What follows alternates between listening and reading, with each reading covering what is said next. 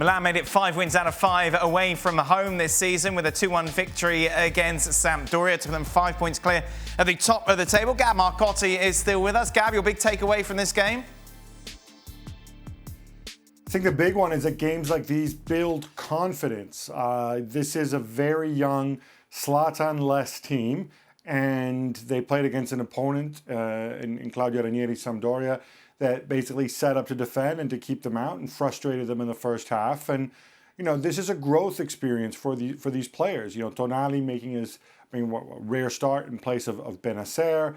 You had Salamakers in there, Brahim Diaz, Theo. You know, this is a young team and they're growing. And knowing that they can go and take 3 points away to an opponent like Sampdoria, who are mid-table, I think builds confidence, and knowing that they can do it without Zlatan.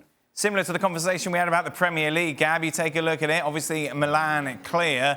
Then the chasing back is who you would expect, I suppose, overall. How many title contenders are there in Italy? Well, I think without question, obviously, Milan, Inter are in the mix. Napoli, who would be second if not for that game that they forfeited and the points penalty. You definitely have to chuck Juve into the mix. Beyond that, we were expecting great things for Atalanta. Hasn't quite materialized. Lazio never seemed to fully go away, so maybe you want to chuck them in there as well. Roma, if their injured guys come back, although today was disappointing again. So I'd say a good 5 teams, I think, with legitimate title ambitions. And Milan legitimate favourites, Gab? I don't know if they're favourites quite yet. They're certainly in a very, very good position.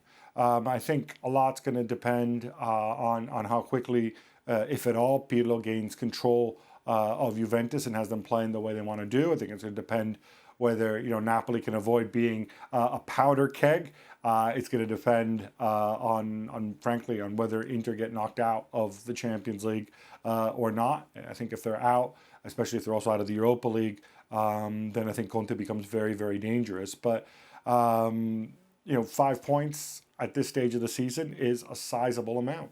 Gab Marcotti, as always, thank you very much. Just a reminder, if you ever miss a show, you can download our daily podcast. Plenty of bonus material over there as well.